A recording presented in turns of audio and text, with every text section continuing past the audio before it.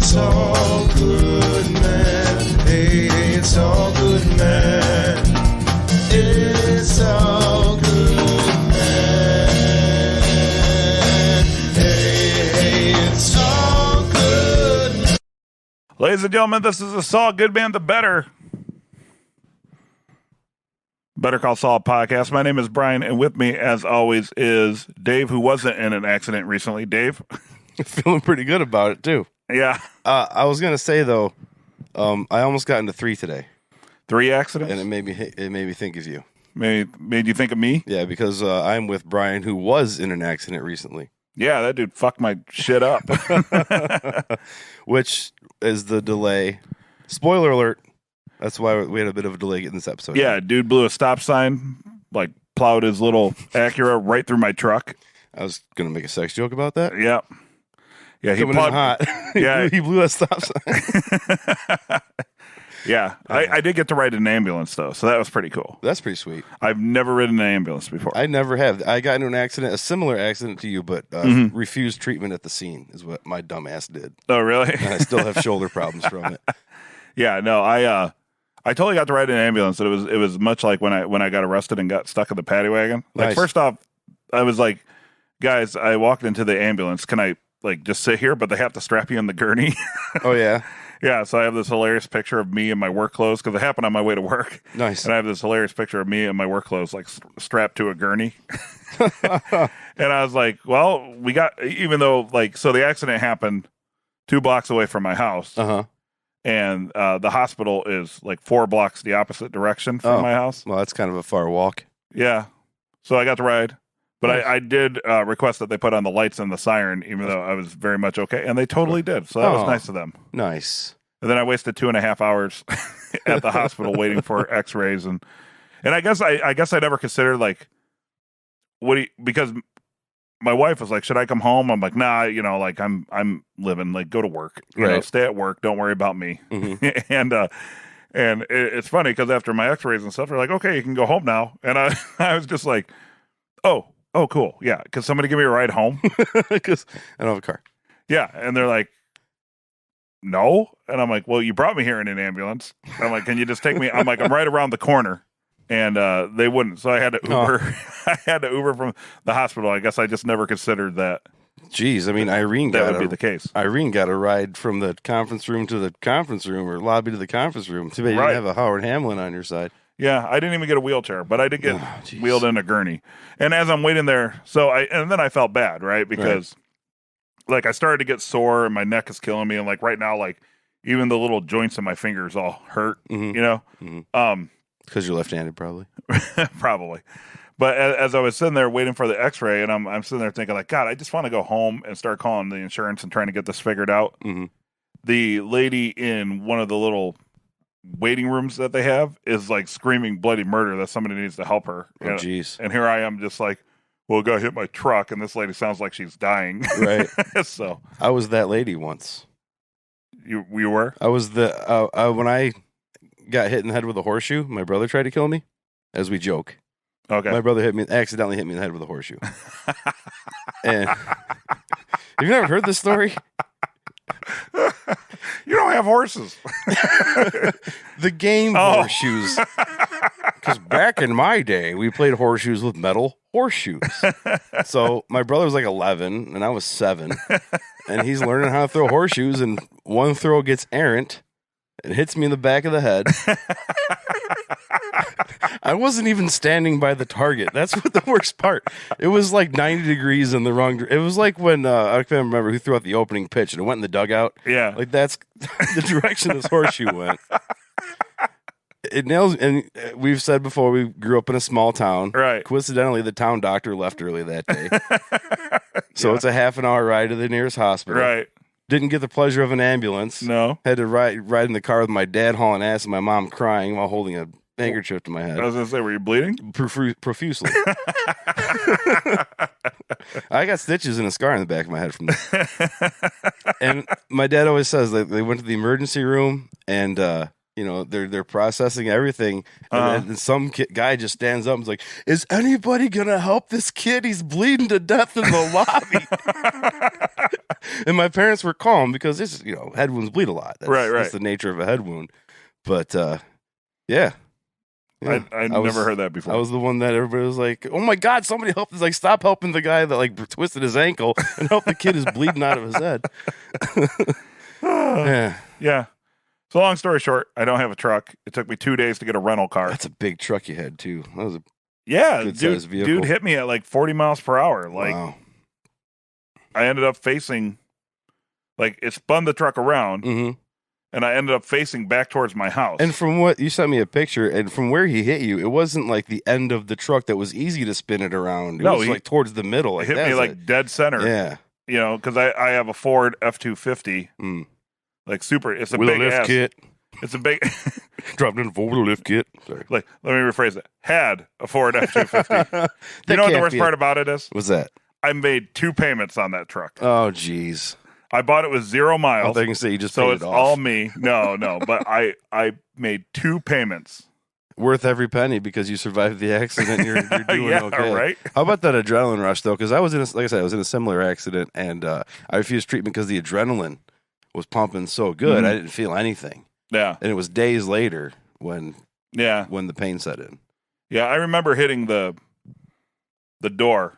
Mm. You know, I remember, like, it was funny because, like, I remember consciously thinking, like, I moved my head to the right because my body hit the door. I remember thinking, like, don't let my head hit. Yeah, I hit my face on the ceiling of the truck that I was in. Yeah. Just know that I had enough wherewithal not to get my head smashed. There you go. But well, you know, it's my cat-like reflexes. Yeah, well, that's why my friends call me Whiskers. We've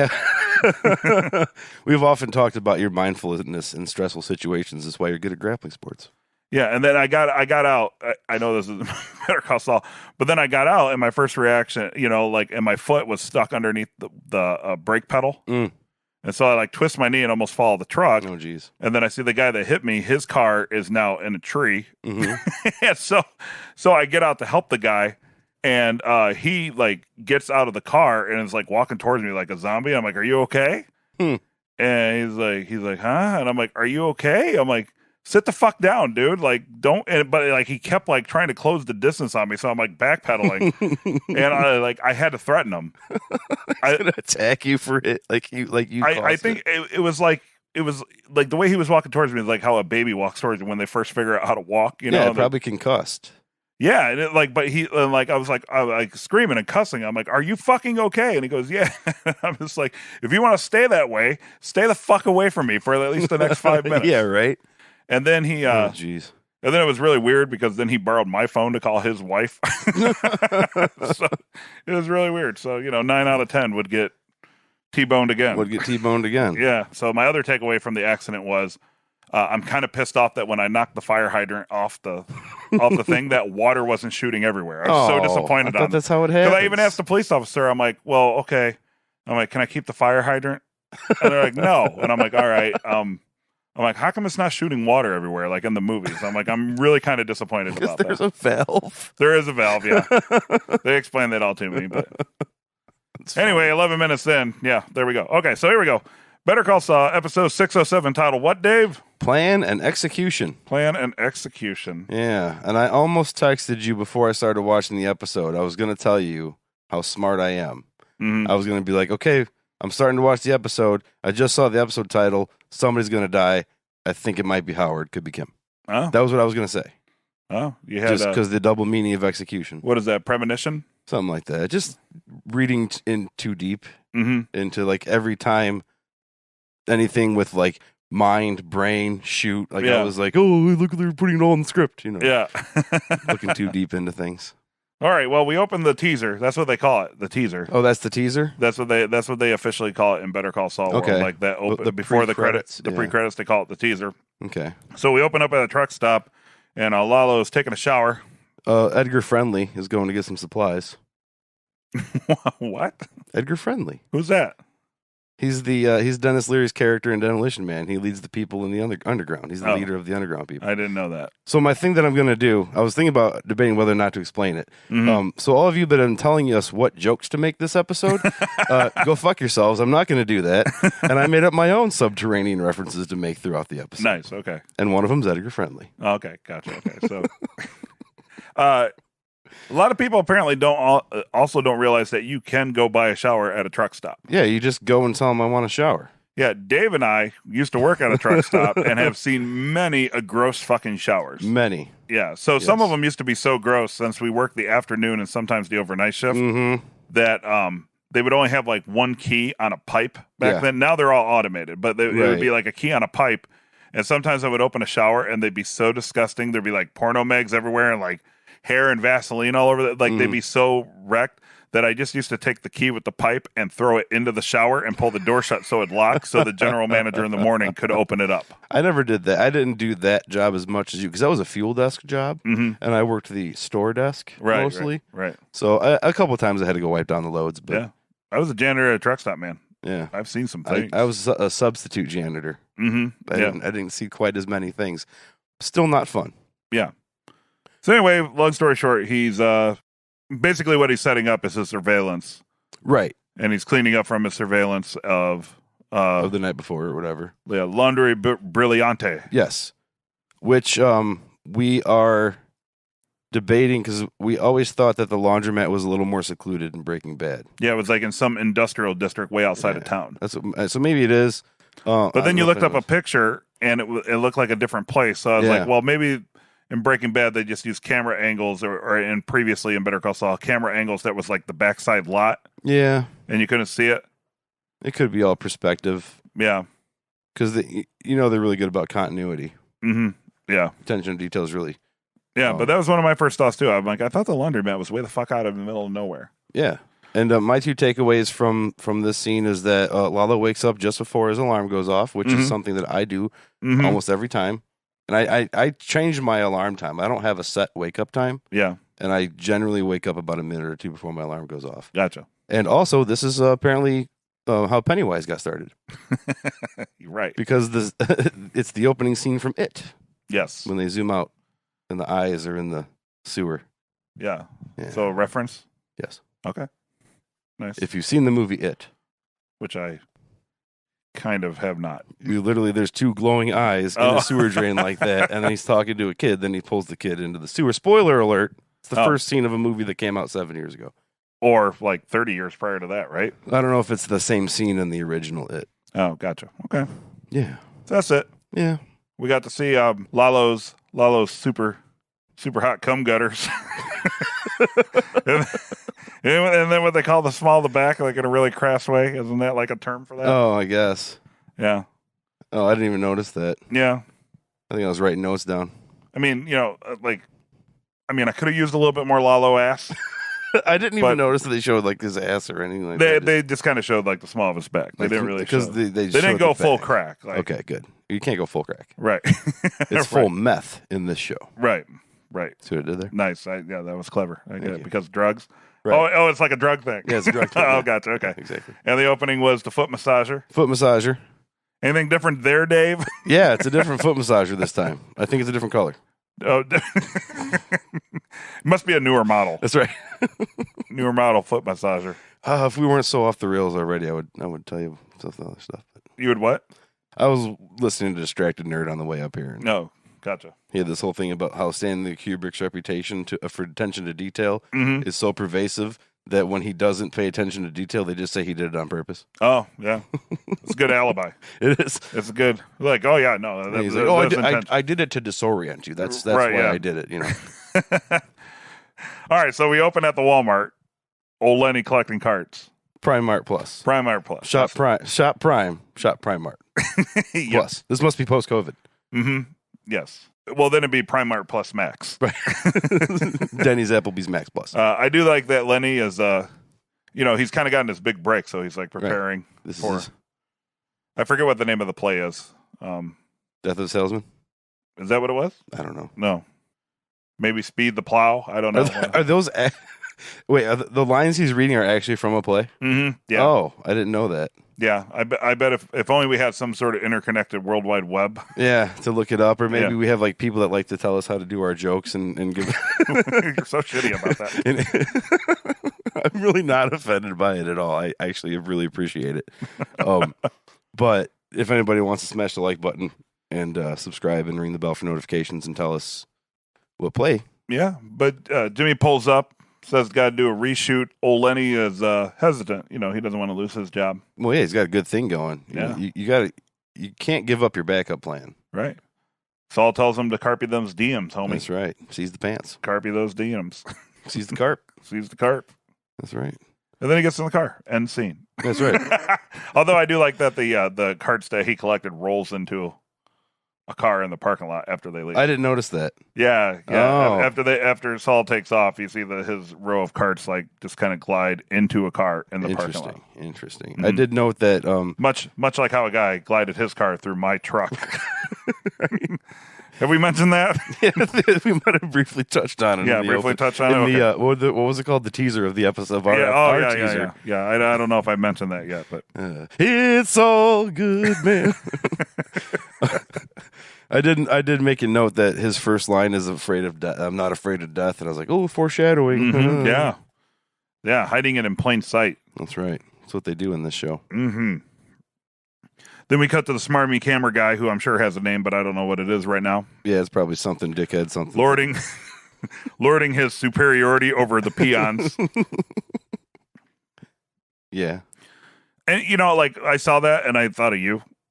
Really? Not because you do that, but I figured like somebody who's like in the audiovisual industry Okay, has probably dealt with many of people who are really pompous over the equipment. Okay, I'm glad you said that. Yeah. Because my takeaway from this, nobody fucking talks like that about their gear. Really? Like people in this industry are really into what they do, and they're really excited to share knowledge and stuff, and they're excited about the equipment. So nobody's like, that condescending and like talks down about. I just thought it'd be something like if somebody's really passionate about it, right? Because like we have hung out, played with, and sat with a bunch of musicians, right? Yes. And people are totally like that about some of their instruments. Yeah. So I figured performers seem to be like that, but like in like teachers and like in the school setting, Mm-hmm. I have never really encountered anybody that's like that. Oh well, maybe that's what makes him a little bit more smarmy than the average. Right, which is why it's a Professor. caricature. Yeah. And I'm sure there are people like that. Mm-hmm. But he's also younger, and younger people are more condescending and dickish. Yeah, that's true. I did like the comment "mit out plot." If anybody noticed that, that's actually a term from when you're shooting movies. If you shoot a scene without sound, Mm-hmm. they call it an MOS shot. That means mit out sound. Mm-hmm. And for some reason that's like German. Oh, gotcha. Mit out. I don't know how that became the term. Like the industry But, term, the jargon. Yeah. Like you'll get the notes. It'll actually be MOS. So mit out plot means without a plot. And I just thought that was a fun little wink and a nod to those in the know. Exactly. He gets an extra 500 out of Saul, though. He does. He's quite the negotiator. Man, Saul just keeps getting grifted for more and more money every time somebody has to help him. Well, he's stretching his resources pretty thin and asking a lot of people. I did like He the should. super immature joke, the makeup girl, which I believe is her actual name in the show is Makeup Girl. Yeah. But she's dressed like a gaffling from. Gelfling. Sorry, I've never seen The Dark Crystal either, so just go ahead and chalk that up to things I've never seen. I'm just a big fan of like immature jokes that aren't even that clever, but like It was like, more like barfling. oh yeah. It's so stupid. And then Lenny turns around and gives the the smile. good one, guy. Yeah, You got her. I'm just trying to fit in. I Yeah. don't want to lose my job. Mm-hmm. Yeah. So they're filming the actual filming, like photographing. I'll say they weren't even filming. Like this guy thinks this is a big break for some show. They're not even a motion camera. It's a still camera. Right? Yeah. Weird.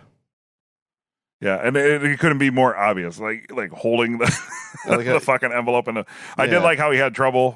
Lenny had trouble understanding direction. Uh-huh. Because they were like, no, turn towards him, and he turned the opposite direction, and then like took 2 steps in the back. Like, This is why he's pushing carts at Primar Plus. right. Oh, Lenny.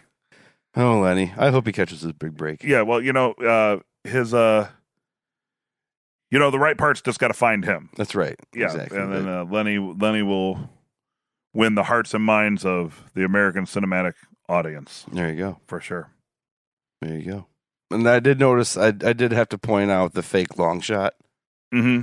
which I wouldn't have noticed if I hadn't recently seen this broken down in a movie about, in the movie Birdman. Okay. How they, it's because Birdman is one continuous shot. And then so every scene break, they do something to fake it. Yeah. So now I look for that kind of stuff. So then Gotcha. I saw when it passed by Saul's back that there's a slight hitch. Mm-hmm. So it looks like one long shot, but it's not. Gotcha. Just saying you guys didn't fool us. No. I think that's cool that they made a Harvey Birdman movie. They did. Harvey Birdman, attorney at law. Exactly. Better Call Saul, yes. See, See, there it all comes full circle. Yeah, maybe we'll have to do a show about She-Hulk attorney at law too. Right. Because that's actually coming out. Wouldn't that have been awesome if Ray Seahorn was casted as She-Hulk? She-Hulk, not the way she runs. Did you watch this scene in the park? I mean, we're big fans of Ray, but I thought she ran less like a girl. Well, yeah. She's no Howard Hamlin. No. When's the last time you hopped a brick wall, Ray? If we have her back on, if we ever get to talk to her again, I'm totally going to ask her how come she didn't hop a brick wall. And I hope she answers with, "I'm too busy busting glass ceilings." Yeah. Then Like then I guess I just have to shut up because I've been shown. There you go. Hoisted by my own petard, which is like my least favorite thing to be hoisted by. I don't know what that means. You can't talk like that. You can't say petard anymore.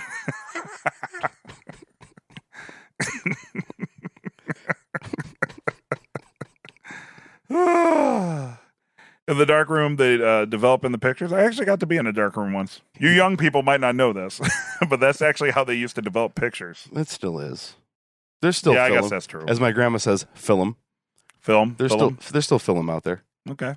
But as I said, I've actually built a camera, That's what you said. taken pictures, and then Yeah. developed them in a dark room. That's pretty cool. Yeah, it's pretty awesome. Like I don't really have a joke or anything on that. I just legitimately think that's pretty cool. It is pretty cool. And so when the camera guy says can't rush the process, like he ain't lying. Like that's one of those things, honestly. Like if I saw it in a newspaper, you know how they just have like general interest stuff at like the junior college, or like it'll be like build your own model airplane and then race it. Like if I saw something that said build your own camera, then develop the film, I'd be like, you know what? I'd pay $100 to go do that for an afternoon. That seems Also go to build my own model airplane and race it. right. Yeah, you know what I mean. Like okay, I dig stuff like that. That's pretty cool. Yeah, I'm trying to get a group to go slot car racing still. And they laced. You were trying so hard to figure out the word laced. Yeah, I know. they- I was like, the thing they do when they put a substance on a thing. What do you call that? I was like painting. Nope. Like coating. Coating. There you go. That's another good Coding. word for Yeah. it. So yeah, they lace the photos and then deliver it to the PI with the unnecessary like thumbs up. Yeah, giving the audience enough time to put two and two together that it's the same guy. Because Well, you know what? up until that, like I just accepted that there was two PIs. Like for some reason, I didn't put together until like that moment that was the same guy.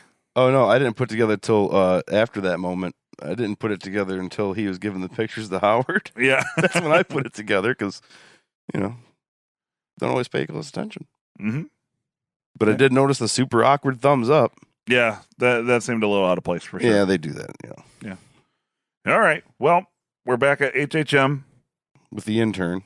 Howard's getting all set up. I like how he moved the chair specifically so he could, bring Irene in later. He was prepared. See, I didn't even notice that. Yeah, he moved the chair and he set it near the window so he had an open chair spot. Oh, jeez. Because then in a few moments, then he has Irene sit in the wheelchair to gain sympathy when Howard brings Irene into the room. I also like when they were all meeting and they had to shake hands over the absurdly wide table. The Putin table. Is that what it's Yeah.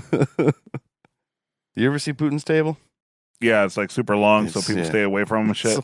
Such a power move. And then he the intern, like you said, drops the Schweppes ginger ale. Love that Schweppes. Yep. Schwepped it on the floor. Yeah, so like I started counting. So this is the route I was going to go with that. I was like, to me, it looked like a lot more fell off than what they showed hitting the floor. Yeah. But then I got distracted because when I rewinded it to count, you could very much tell that the cans towards the back of the box were glued to the bottom of the box. Yeah.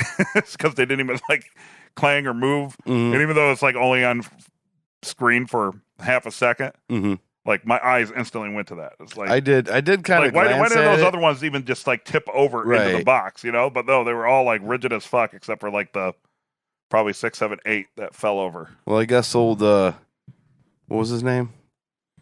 Chuck? Glenn? Who?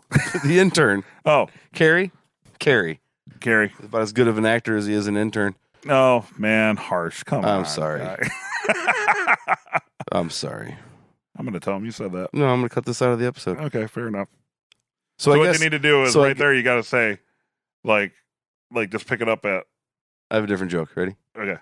And that's where I'll pick it up is when I go. I have a different joke. Ready? Okay. So Carrie.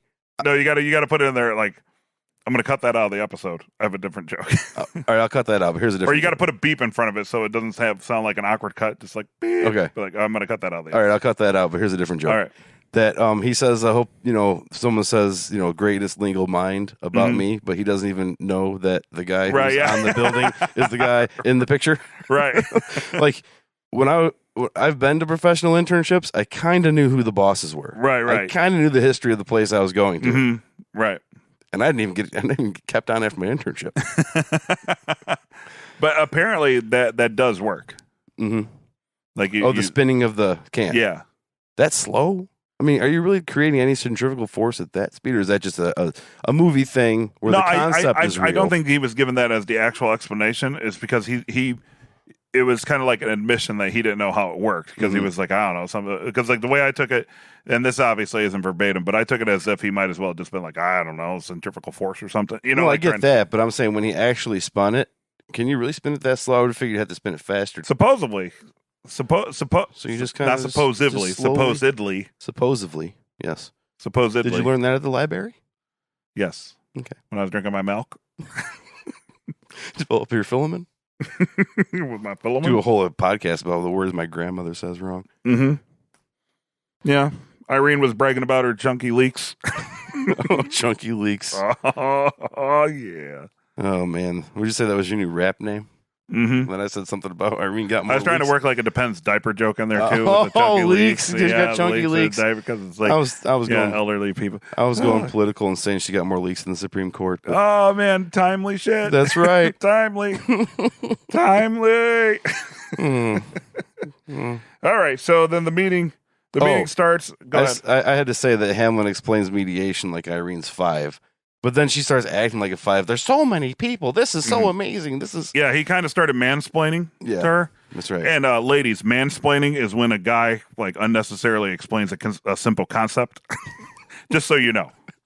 Just so you know, ladies. As a man, I see what you did there. Right. That's right. I do like when the meeting starts. I think I mentioned that where they're all shaking hands over the absurdly wide table, Right. and then eventually the Lenny impersonator comes in, and Howard's onto him.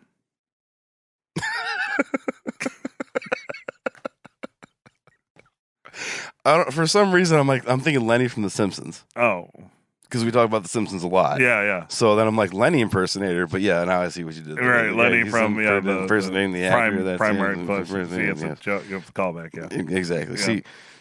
See what Brian said there, ladies. Was All right. Yeah. So sit down, ladies. This is going to be tough to understand. No. My takeaway from that scene is that, God damn it, you don't have to lean into a speakerphone when you're talking into a speakerphone. It's the worst. It's almost as bad as when you're having a conversation with somebody on your speakerphone. Like, say me and you're sitting here and I'm having a conversation on my speakerphone. I'm holding it yay far, not near my face. Right. And I say, Brian, say something. And you stick your grill right up to my phone. Like, you didn't just watch me having a decent conversation from a distance, but then you feel like you have to deep throat my phone. Right. It'll pick you up. You can back off a little bit. Okay. Okay? Words to live by there. So Howard's pissed. Yeah. Probably because of the Incredulous, you might say. Probably because of the super confusing subtitles. Yeah. Which also we noted how it was having subtitles. So if they're subtitling things in the background that you can't even hear, how confusing is it to somebody that needs the subtitles to see 3 different conversations going on and not know which is related to the plot? Yeah. It's so if you just to clarify what Dave's talking about a little bit, like I always have to watch stuff with subtitles on because you're deaf. Yeah, because I'm like hard of hearing. Mm-hmm. What? Exactly. Exactly. So, like, I have to watch a lot of TV shows and movies with subtitles on, and like at restaurants, my wife has to order for me because I can't hear. That's why you're so good at visual stuff, because you're overcompensating for your senses. Because when you lose your one sense, your other senses get heightened. Maybe. See, ladies, what you might not understand is that Right. there's this theory that when you lose one sense, the rest of your senses overcompensate to make up for it. Right. So people have senses, right? And it's not just when they collect the population count every time. Right. So, like, if you're watching it without subtitles, there's a background conversation that just kind of falls into the background noise. Right. But AMC went out of their way to close caption the background conversation. They always do. So it was funny because the people who were in the shot had their subtitles going at the same time as on the left hand of the screen. It was the background conversation in the background of the phone call. Which is slightly italicized, but not quite enough to really tell the difference either. Right, but it's kind of cool because you can see how much thought and detail they put into little... Exactly. Because they were discussing past case and really kind of like building the world around it and such. Right. But it was literally like reading two paragraphs at the same time. Yeah. Like two different stories at the same time. Exactly. Yeah. Exactly. And also, as somebody who has excellent hearing, I do have excellent hearing. I can't even hear what they were saying. Yeah. I would need the subtitles to know there was a conversation because it's mixed so low. So I really like that they did that. I thought that was kind of neat. And, he wrote that he went to someplace to the Flying Star on some street, but I don't know why I wrote he should have went to the Flying Star on Ashland. So I must have in my head like had a joke going in my head where he was like, cause it's like, oh, I went to the Starbucks on Main Street. It's like, no, go to the Starbucks on like Douglas Street. It's better. So anyway, yeah. So anyway, Howard tanks the whole thing. The pictures were jacked up. I like that the unnamed guy who collected all the equipment had a fake mustache on and was being handed back a Frisbee. Well, it was to the illusion, part of the gaslighting that they're doing, that it was at least a man with a mustache. So it's kind of like, maybe I did see a man with a mustache. Yeah. Although I'm pretty sure that the Lenny impersonator had a full head of hair. And the camera guy had much shorter hair and a headband. Yeah. So my takeaways from that is awesomely acted. Yes. I like how they did that. Yes. What I didn't like about the scene was when they had to, where Aaron Burr was like, Howard, your eyes. Yeah. Like they could have just like left it without that line in there. I don't feel the same. To me, that didn't bother me. To me, I felt like that was the same as the guy giving the awkward thumbs up. Not to me. We're kind of flipping roles on this because I didn't feel that way because I felt they had to draw your attention to his eyes because they don't want to linger on that shot long enough for you to pick it up, and it's a very small thing to see on the screen. I guess it was just overkill, like just pointing out, right? Especially since they made a big deal about it the previous episode. You should be looking at his eyes because they already did the thing. Yeah, I get that. So, but awesomely acted. Especially when he starts sweating and stuff and starts getting all hyped up. It's pretty awesome. So after he tanks the meeting and everybody recesses and the arbitrator leaves and Schweikert is talking to mediator. Sorry, mediator. Schweikert. See, Brian. Here's the thing: is that when you have a I don't need you to Dave-splain me. Okay, quit Dave-splaining. Dave-splaining is when you already know what the hell I'm about to say, but I go ahead and say. And you need to stop Dave-spreading all over my couch. Like I can make this stain any worse. Right, isn't that gross? I don't even know what that is. I have 2 kids. They destroy everything. Oh, it's a good thing my mouse is sitting right on top of it. Yeah. What I noticed is Schweikert is apparently 4'5". Yeah, he's Cliff tiny Main man. is like 7'4". Yeah. When they were standing in the hallway, I was like, "Holy shit!" Cliff Main comes up to like. Yeah, Ed Begley Jr. is a tall dude. I think Patrick Fabian is about 6 foot, and then Begley Jr. stands over him. Yeah, and Schweikert, whose real name escapes me. Yeah, is a tiny man. Yeah. That weekend at Bernie's looking lawyer guy. That's all. My only observations there. Is that Schweikert's tiny and Maine's tall? That's what I got out of the whole thing. They should maybe start a comedy lawyer show about the odd couple that those two maybe it could be the sequel to Twins. Yeah. Like where they're at now.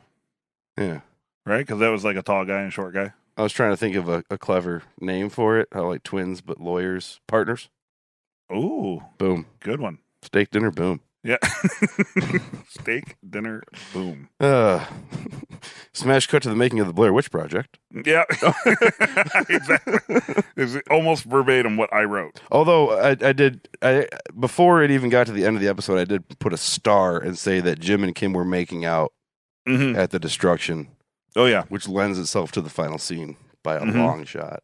Yeah, they were making out on a chair. The bone throne, as I like to call it. Getting all turned on by legalese. Oh, we have to delay this mediation. Oh. Love when he talked dirty to me. Oh, yeah. Oh. It's a fluid situation, and we'll reconvene after recess. Oh, baby. It's called romance, Dave. But I'm handing in my verdict now. Case dismissed.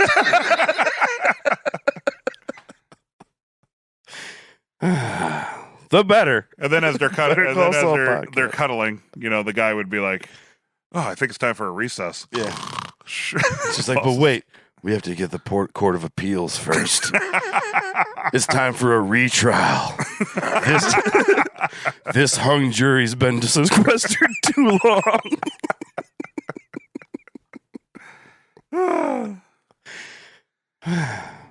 We're mature. We're so mature. So anyway, smash cut to the making of the Blair Witch Project. Yeah, it's a good thing that Lalo had to give all that exposition on a camera for whatever reason. Like it was like very real world. Yeah, exactly. Real world sewers of Albuquerque. Right, sewers of Albuquerque. I did notice I was going to make some shitty comments about how the audio production, as well as it is in this show. Mm-hmm. I think you would hear more room echo on camera and on the phone than shows when he's in the sewer. Yeah. Because I can't even talk on the phone while I'm taking a shit without people knowing I'm in the bathroom. Mm-hmm.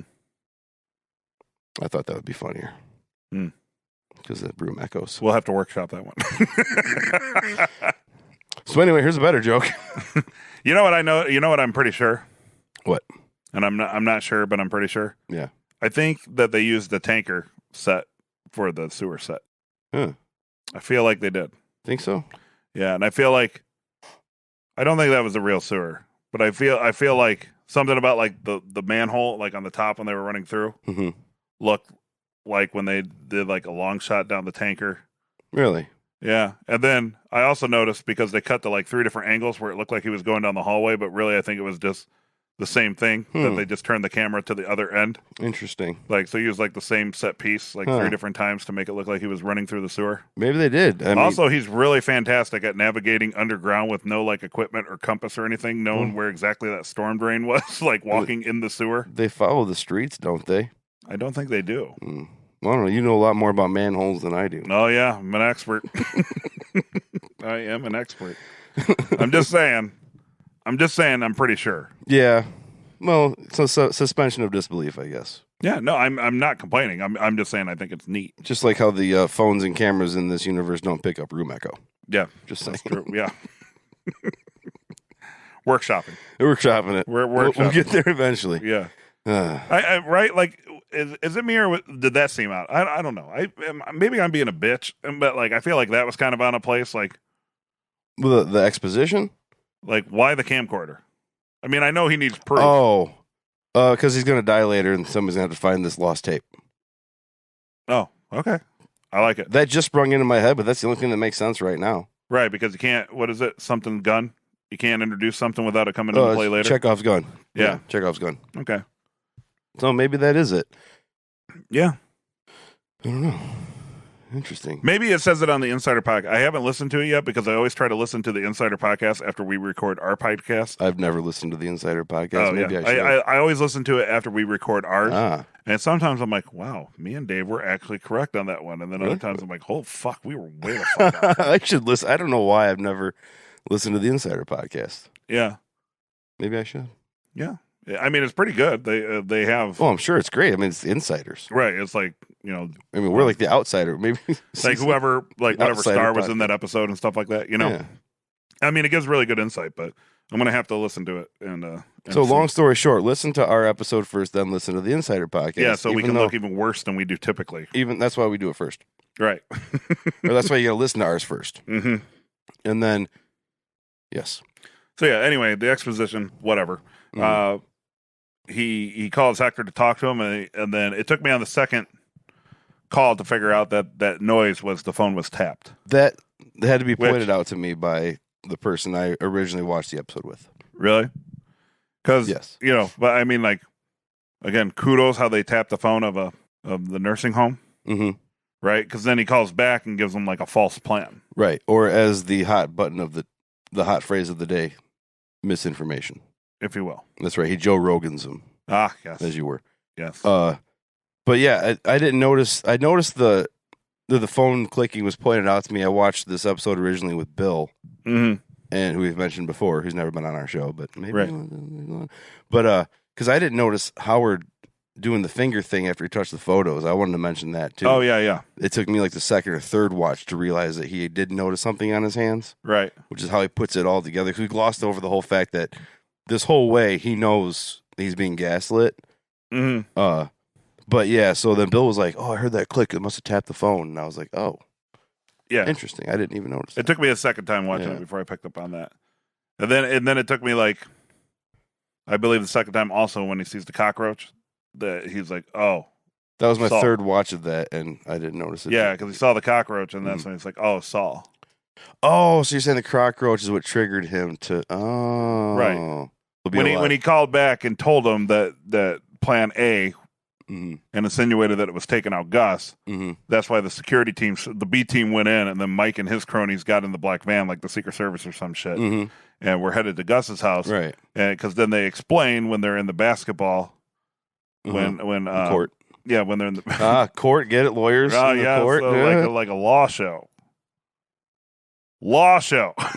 and anyway, but he explains he took all the people off the low-level targets. Remember, Mike explained to Kim specifically noticed that low priority targets. Yeah, low priority targets. And then he said that their address was the long shot. But if anybody saw the Kentucky Derby this year, sometimes a long shot comes in. Yep. Did you know that it was the longest odds won the Kentucky Derby this year? Yeah. That was the reference I made. See, I was making a sports gambling. Oh, reference. Gotcha. Okay. For all you ladies out there that don't understand it, named Brian, right? Host of It's All Good, Man. I mean, that's what that was. I know nothing about sports. Right, but the longest shot came in. Yeah. And then earlier in the season, they said that Jimmy and Kim was a long shot. Oh, look using at that word. Nice. So I said, if you watch the Kentucky Derby, the long shot came in. Gotcha. Nice. I like it. That's good stuff, Dave. And this is the kind of stuff you get from the Outsider podcast. Yeah. So that's the thing. What always cracks me up about our show, because like literally, even though it's sixth season, but this is like eight years we've been doing it now. I always love it every once in a while when people are like, these guys don't get like insightful or deep. Like, dude, every fucking podcast is up their own ass trying to be insightful. Exactly. We are too, but I just choose stupid shit to do it about. Right.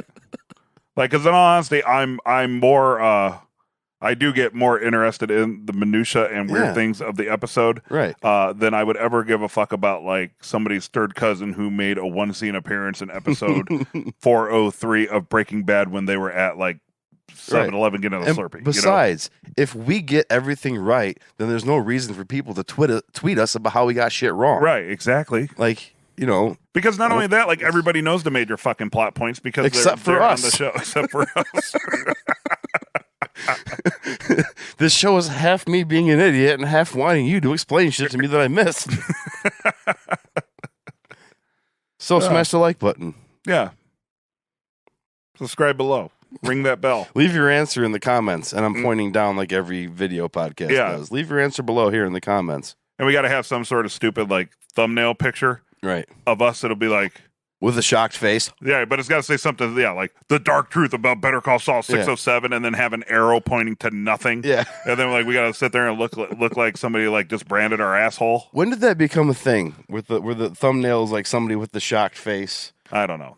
To the side, half the thing is that, and then there's something not related. Then it's like things you need to know about. I noticed that the new big thing too is like big obnoxious headlines on the thumbnail that have nothing to do with like whatever they're supposedly discussing. Nothing to do with it. Yeah. Like we call this episode like 7 things you need to know about Better Call Saul, and then it's 30 things that are irrelevant. Right, exactly. Number 8 will leave you in disbelief. Yeah, so dumb. And that's when I had to leave. Yeah. Those things too, where it's like this half a story. You wouldn't believe what happens next. Yeah. It's probably exactly what I expect, or else you would have told us. Right. Fucking assholes. Fucking assholes. Hate everything, and I still click on the clickbait sometimes. Because sometimes I want to know what 37 things the dark secrets of Top Gun are all about. Mm-hmm. Right. Even though I know 36 of them, but it's the one that I didn't know. The one you before. don't know that gets you, yeah. But number 17 didn't exactly surprise me. Yeah. Hook, line, and sinker. Mm-hmm. Ugh, fuck you, too. Just like, okay, so anyway. where the hell were we? Well, low priority targets. Yeah, low priority targets. Yes. So basically, Mike goes to protect Gus, but that is not what he should be doing. No, it's not what he should be doing. Right, because then we cut to the apartment, right? We're at the apartment now. Yeah, we're at JK's. LOL. Yeah, so candle flicker thing, super cool. Yeah, it took me the third watch to realize what the candle flicker thing was all about, because it flickers when people enter the room. Mm-hmm. And they were waiting. They were waiting for Howard to show up. Yeah, they think they knew. Yeah. Yeah. Still played dumb. Yeah. Yeah. So what a bitch. Poor Howard. Poor Howard. Seriously, right? Remember, he was like a smarmy asshole at the beginning, and then like all through, like as the show goes on, it just turns out he's actually just kind of a regular guy, and everybody around him are smarmy assholes. Right. Exactly. So they played that great because everybody, especially at the beginning, wanted Saul to be like this big. You know what I mean? Like this big, funny, goofy guy that just kind of falls into the events of Breaking Bad. But but like so he was kind of portrayed as like, kind of the happy, the rascally scamp. And everybody else was an asshole, but like they really changed it to like Howard Hamlin's probably the only good person in this show. Right. Well, that's the like thing. He's a little bit smug, but like I have, and I like how he addressed all that too. Yes, I have a rant. Okay. That I could go on. Maybe not now. We talked about the scene. I can kind of wrap up with it or something. But I have a lot of thoughts about what happened. Yeah. And what's going on with all this stuff. Okay. But do you want to go through the scene first? Or you want me to go off on a little tangent here? I don't know. Whatever you want to do. Okay. You want to sit there and look at me while you tap your pencil? Is that what okay, so the whole thing is that we've been talking about, like, this season, we've wrapped up a lot of episodes and said, like, not much has happened, right? But it's setting up for something. Mm-hmm. So, and I've been saying, I don't know if this is genius or manipulative or both, but all they were doing this whole season was making us like Howard. Yeah. And they were setting Howard up to be like the good guy and a sympathetic character. Yeah. Right? Okay. That's all they were doing all season and pretty much the whole show. Yeah. And they're just making us like him, and then they take him out. Mm-hmm. But, and I realized this on the third watch, is that the irony of that last scene is Howard spends the entire time talking about how it's undeserved, he's going to be okay, he saw through the gaslighting. It was such an elaborate plan. It took all this work and all this sacrifice on their parts. They gave up half their lives to take him down a peg or two, and he's going to be okay from it. And then Lalo shows up and just shoots him in 30 seconds. Right. That is why this scene gets me so much, and why it got to me so much, is because, yeah, they did all that, and he's going to be okay. And then, nope, here comes some random guy that doesn't know who he is, doesn't give a shit, and just puts a cap in his head. Yeah, so... it's fucking genius. Yeah, it's very well done, and I love that that Howard got a chance to like kind of throw it in there, yeah, maybe he's had a little bit easier time in life than they have for whatever reason, but like he's not without his trials and tribulation, right? Exactly. Like marriage is falling apart, which they were like, oh shit, you know what I mean? And they did a really good job of like portraying like Kim and Jimmy as like kind of maybe having a little bit of second thoughts, like they basically dehumanized him so it didn't bug him when they were basically trashing his life and throwing molten balls through his car and shit. Exactly. And then like he rehumanized himself to them, which is his whole point of being there. He wasn't there to be vengeful. He was there to prove the point. Like, why did you do all this, you crazy fuckers? And to get some last digs in about how, like, I'm going to be okay, but you're not. Right, yeah. And they're not. And we know that Kim's not around and Jimmy ends up as Gene in a Cinnabon. His life doesn't end up great. Right. Unless this last and they really fleshed a lot of stuff out, like the depression thing. Mm-hmm. Because like you look at Howard Hamlin has everything handed to him, highly successful. Like, why would that guy have depression? Exactly. You know what I mean? You never know. Marriage problems. Everybody's problems are real to them.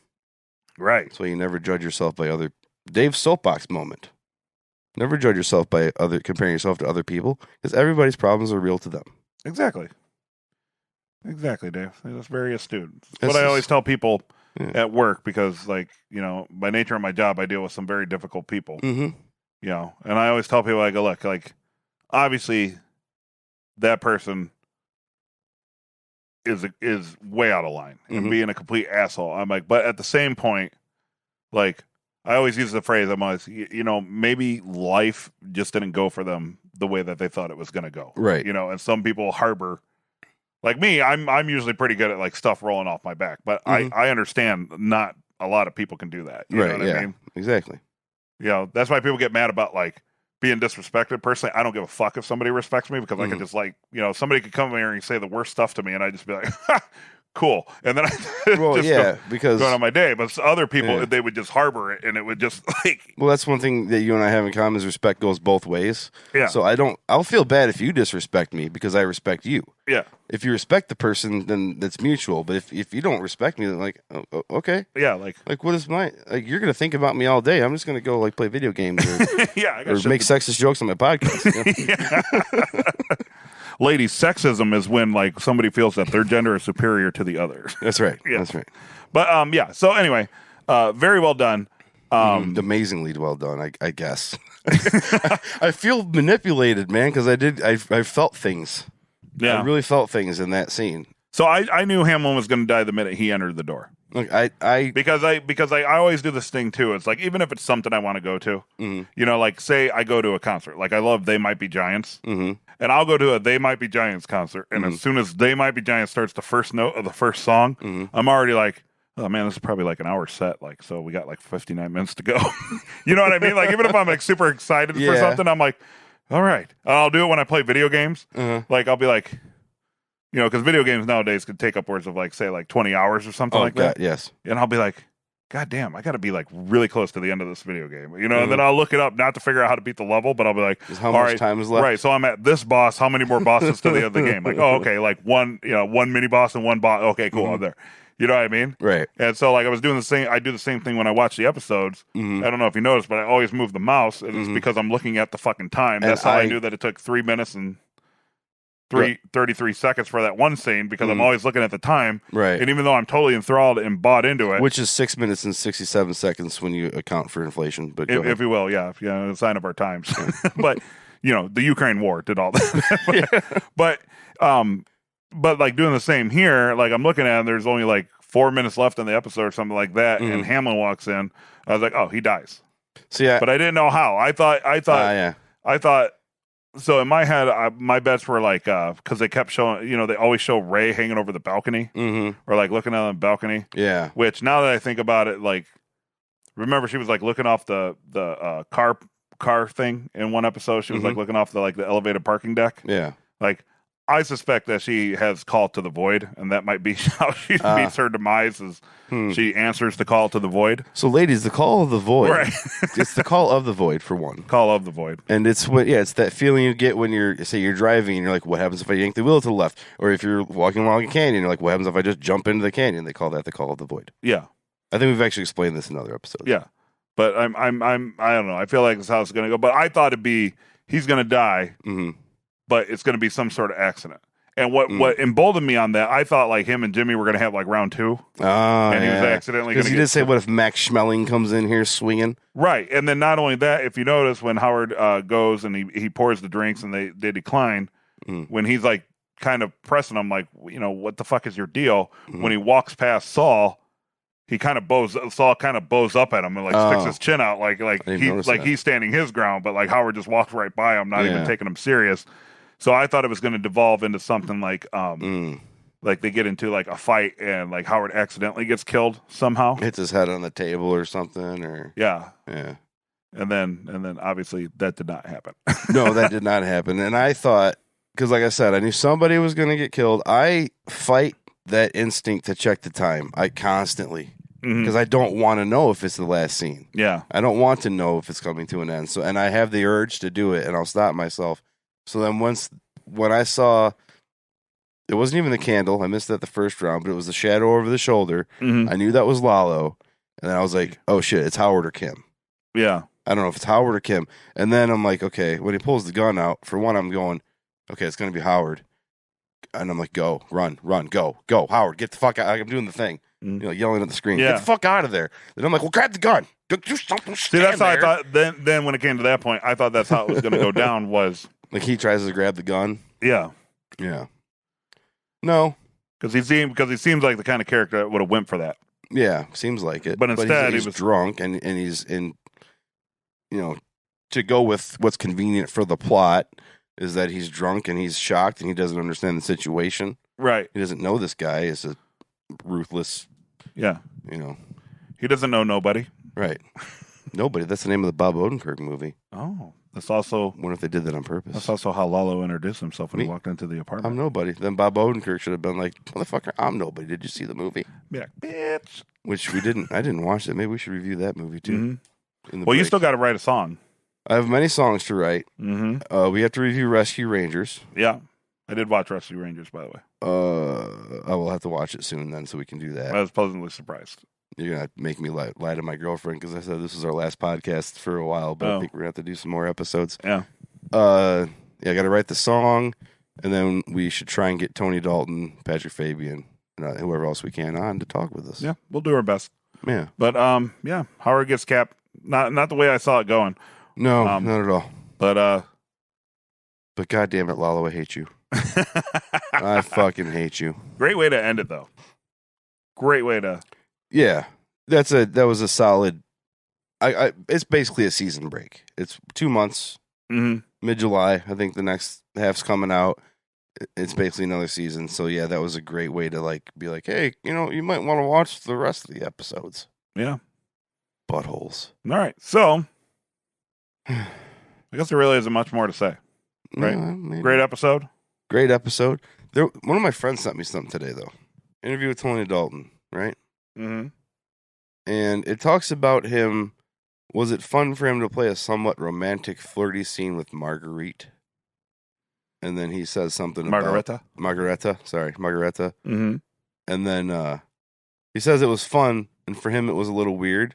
Because you've never seen that side of him, but turning on the charm towards the ladies. Mm. But I felt like he's always kind of played that like charming. Because he's a psychopath. Yeah, he doesn't care about feelings. He's always been charming in this instance and ruthless in the next, and he's been switching that off and on the whole show. Yeah, I thought so. I didn't think that was particularly special because I feel like he's been killing it. Yeah, pun intended. Right. This whole show. I would love to see, and we've talked about this several times. I would love to see them do a funny modernized version of the 1960s Batman with him as the Joker, complete with painted over mustache. He does, and have then that. some maybe Chris Pratt or somebody like that, be the 1960s Batman. Adam Scott maybe just overacting, but I just think that'd be awesome. I think Adam Scott would be a good. That'd be that's totally a good Netflix pitch. What does Bill always say? I would Adam call it Scott is the Michael Cera of Paul Rudd's. Nice. I would call it Batman 66 2020. Wouldn't that be awesome? But they'd have to play it up very Shakespearean, the Batman 66. Yeah. But have a lot of the same things like Tony Dalton, all jokered up, but even with his mustache. Who's visible. the boy wonder? Richard Schweikert? Yeah. Exactly. He's tiny. Yeah, because he's tiny. Get it? He's tiny. Yeah, he's a small guy. Or Bob. So Bob Odenkirk, because then he could be Bobbin, Batman and Bobbin. Nice. I like that. Terrible joke. Love it. Great pun. But so obviously Better Call Saul's on break till mid-July, so it's 8 weeks or something like that. So our plans, we got to review Chip and Dale's Rescue Ranger. Yes. We just got advanced screeners for Ray Seahorn's side project. Yes, we did. Which is kind of cool. That actually premieres May 30th. Unlike this show where we only got the screener of the first 2 episodes and then had to watch it with the rest of the peons. Right. You owe everybody a song. I owe everybody a song. And we need to have a big listener correspondence special. Yes. So we're going to try to do all that. Because you guys have been awesome about participating. Yeah. Anyway, good episode. Yeah, good first episode. half of the season. Great episode. Great And, job. And Fabian's chance to go out with that scene, like that was very obviously specifically He actually emailed me. specifically written for him to just I keep saying go out with a bang. Mhm. Unprompted, or is he responding? No, because every once in a while I'll send him something that says like, "Hey, great job on this, Brian and Dave from Right. and so I told him from us and us being Dave and I, and of course you listeners of It's All Good, Man. Mm-hmm. I said, great stuff on Better Call Saul. We're sorry to see Hamlin go, and I guess he said it best. He said, gents, but what a way to go out. That's right. All right. And What with a way that, to go out. Dave. What? It's all good, Call us idiots, call us idiots, whatever it's called.